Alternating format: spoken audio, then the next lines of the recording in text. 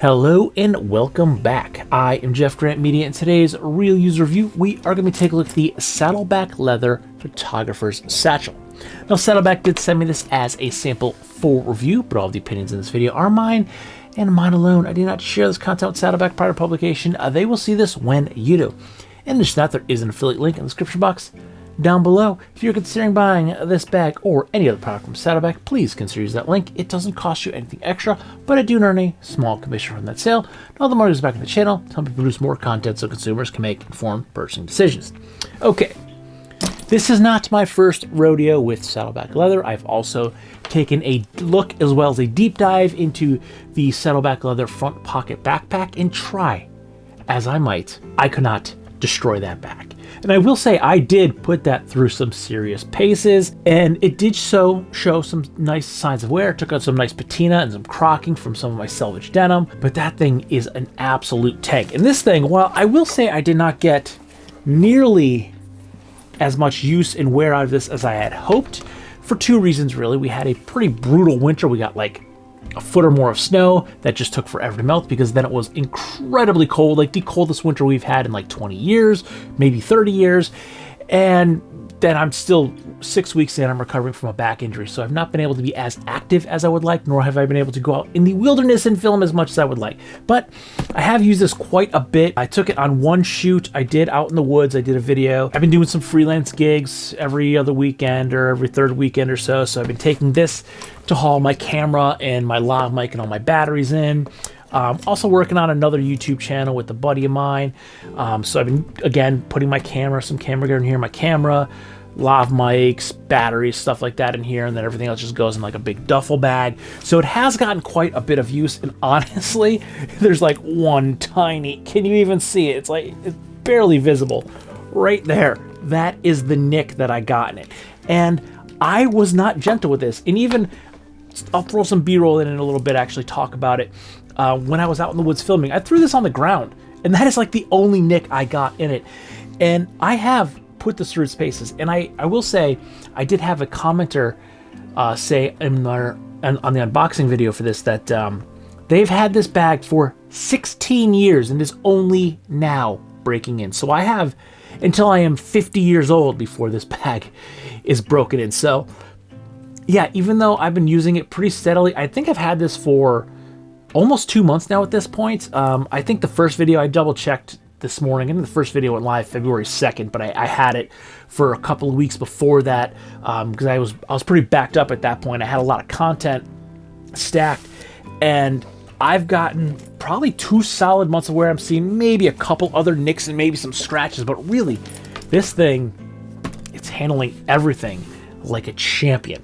Now, another point that I need to address before we get any deeper is the price point of this bag. It's $350. Now, this is a pretty small bag. $350. That's, I will say, that is a lot of money for a bag, especially a bag of this size. But this is a luxury item. Yes, you can get a bag of the same size that will last you a long time for a fraction of the price, but this is a luxury item. This is for the person that has a lot of bags, someone like me that's basically addicted to bags. Even though I don't cover them like I used to, it's still an addiction. I guess I should say it's more of an obsession at this point, and you always want something else, something different, and this is certainly that something else and something different, but it is definitely a luxury item. And yeah, it has a 100-year warranty. The tagline is, "They will fight over it when you are dead." And I can honestly say, while that is some great marketing, and it is a lot of marketing, it is true. This bag is probably going to last me, well, certainly last me the rest of my life. And if I had more than one kid, they might fight over it, because I'm sure at that point it will be broken in and it will probably look pretty awesome. But as I said earlier, a commenter said it took them 16 years, so I have a lot of work to do before I can fully break this in. But yes, it is expensive. It does have a great warranty on it. It is premium materials. It's built in León, Mexico, that is world renowned for leather goods. But this is a luxury item. So that is part of the price point, is that this is high-grade leather. It's, again, built in León, Mexico, that is world renowned for leather goods. I have bags. I have belts, I have boots that come out of Leon, Mexico, and I don't think I've had anything bad. All of the goods that I've gotten out of Leon have been premium, top-notch goods. So this is quality materials, quality construction made by artisans, and it is, as I said, and I will repeat, a luxury item. So that is part of the price point. But once you buy your luxury item, how is it going to fare? Well, let's cut to a clip of Jeff in the field using this out in the woods. Setting up for a cell phone shot, but I just got done filming with the camera, and yeah, this is what I do. I come here into the woods to film videos, and I have to throw my bag on the ground because this little tripod that I keep in my car, it's not the sturdiest, so I can't really hang a bag off it. And yeah, I treat these things as I would any other camera bag. I put it on the ground. It doesn't matter if it's expensive. It still has to function and work as if it should.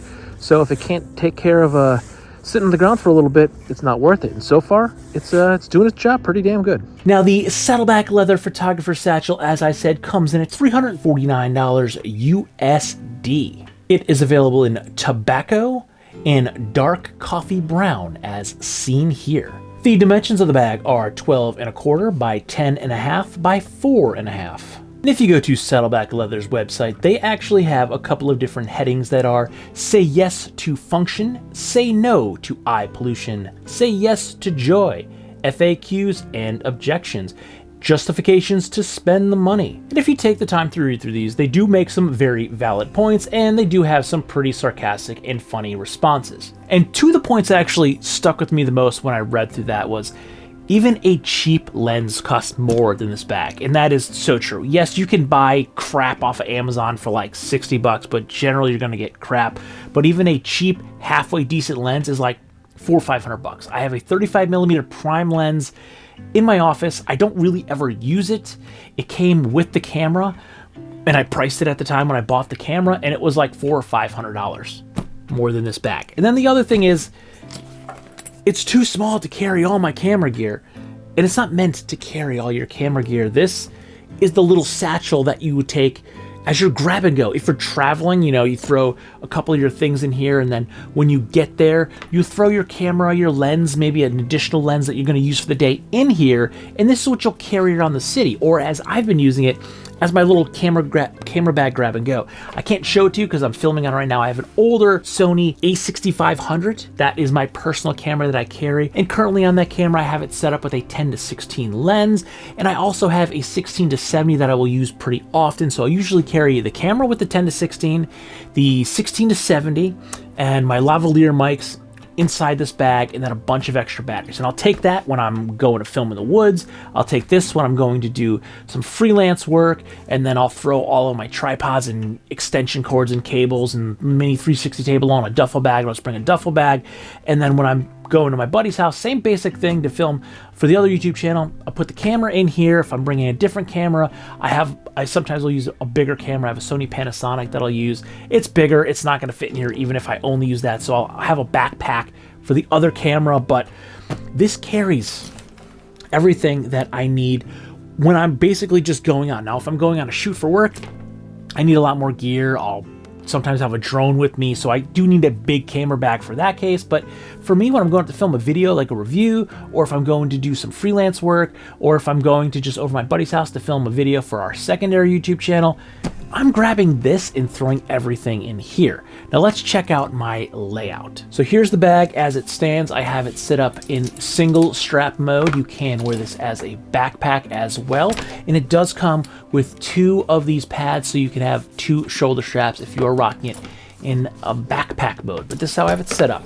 Now, one other thing I like about this too before we go inside is this is all mechanical. Everything, there's no Velcro, there's no magnets. These are all actual belts, loops, heavy duty 360 latches, belt adjustment for the strap. Everything is mechanical, so you don't have any junk materials on here, nothing to break. And that's another reason you're paying that premium $349 for this bag, because it has quality materials. Now, if we go inside, Here we have a 10-baht BOB9. Now, while there are plenty of other options out there for little camera cubes, I did check this semi-recently, and the 10-baht BYOB9 and BYOB10 are pretty standard and pretty much the go-to for something like this. And you can see it is a tiny bit crammed in here, but it's secure. I can actually pick up the bag by the camera cube and it's not going to fall out. So even though it's kind of crammed in here right now, I don't mind the fact that it's crammed here because I feel like everything is a little bit more secure.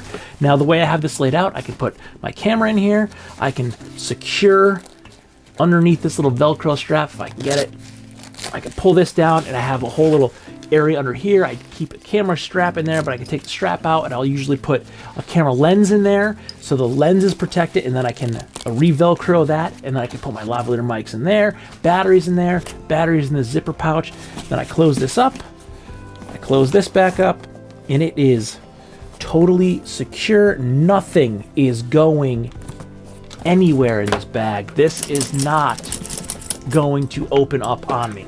And then we have two pockets on either side, and usually what I will do with these is I'll throw dead batteries. So as I use the batteries, they come out of the inside of the bag, and as they're dead, they go to these side pockets, so that way I keep them separate and I don't accidentally grab a dead battery when I'm trying to put a good battery back in the camera. Now, this is a very simplistic layout: two pockets, one internal compartment. There is actually a divider on the inside, so if we do open this back up and we do take the 10 baht out, see, it is in there good. We actually have a pigskin divider across the back, so you can put a tablet in here, and there is an additional little liner pocket on the inside as well as a key leash. So these are also features. So if you did want to use this as a camera bag, you can still use this just as a satchel. And one of the good things, if I can get that, is that it will basically stay open on its own, which gives you really, really good access to get into the bag without it kind of closing on you all the time. And then something else you might see, there are these little clips on the side. What they're for is you take your strap off, and you can put it through these, and then what you're doing here is creating a tapered top to the bag. So now if you put the lid back on, you don't need to actually close it all the way, but now if we put the lid on, you can see the edges of the bag are tapered in, so it gives this a fully enclosed top. So if it's going to rain, the rain's going to fall onto the top of the leather and roll off and not go inside the bag. And it does limit your access, but you need it when it's raining. You don't need it when it's not raining. So when you're done with the inclement weather, you just simply put the strap back on the center D-ring, and the bag opens back up, and now you have full wide access. And if you want to close the lid again, you can see it doesn't stick out, but it can pop out. So as you're walking and moving, you do have a chance for some of these, the sides of the bags to kind of pop out for something to get in there. So when you pull it in, you taper the bag in, it eliminates that. And now you have everything kind of protected from the elements just by adding two extra little D-rings. Again, all mechanical. Nothing that's going to break, nothing cheap like a magnet. Yeah, you could put a magnet in there to clip the bag together, but that's not going to hold. If you're walking around, you're swaying, the bag's going to bump, the magnets would pop. So while this is a very simple yet ingenious design, it's all mechanical, so it's not going to fail, and it's still a very sturdy point because these are riveted on, so it's not like they're going to rip off and your bag's going to fall, drop your expensive camera. So it's still all mechanical. Again, very ingenious idea to just add these extra things on there, and it's going to help protect your very expensive camera gear inside your bag. We also have across the back another little external pocket here. I personally haven't used this for much, but if I was traveling, I'd probably toss stuff in here. The last time I traveled for work, everything was digital on my phone, ticket, everything like that. But the last time I traveled with my family, we had paper boarding passes, and that's what I would probably toss in here. If I was traveling with this, I would just throw my boarding passes right in there. So I had them accessible when we're getting on the plane. Now, the bag itself, it looks real simple. It's not a big bag, there's not much to it, but I like that. Now, I do like organization, and this actually has a lot of it. We have 3 external pockets, we have 1 internal pocket, a key clip, and a back divider.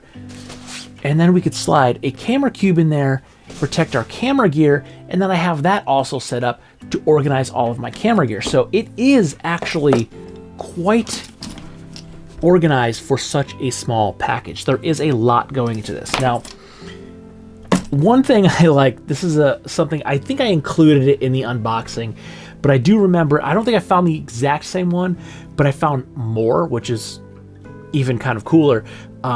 They've taken different Saddleback leather bags and thrown them to like alligators and crocodiles and had them do like death rolls, and they don't destroy these bags. So these certainly are incredibly durable. While I am not going to throw this bag into a crocodile or alligator enclosure and hope they bite down on it and try to tear the bag up, I've seen it happen a couple different times. I've now seen at least 3 different videos. So these are incredibly durable. One other thing that they do is when they are actually, if you look at the bag, it's actually multiple pieces of leather together. There are 2 pieces of leather sewn together, and that is how the whole bag is constructed. So it's multiple pieces of leather, your outside leather, and then you have your lining. And in between these, at the high stress points, like across the bottoms of the bag, they actually they glue in and then sew in strips of nylon webbing to reinforce the high tension areas. Areas like this, the back of the bag, where it will bend up, because this is one long piece of leather that comes down, it wraps.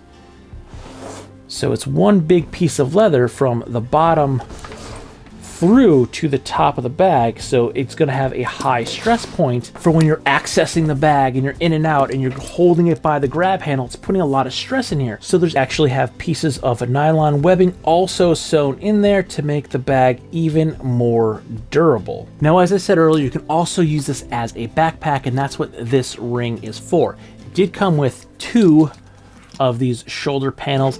You can use the bag as a sling with them both on there, but I found it to be a little bit cumbersome, so I did take the second one off, and I only use it as one. But if we want to use this as a backpack, we basically take the, let's see, very durable webbing. We take the belt out, and then we will slide one shoulder pad over, and we just feed it through, and then we'll just take the other leather padding. This is probably going to take a long time because I don't really use it, so it's probably stiff.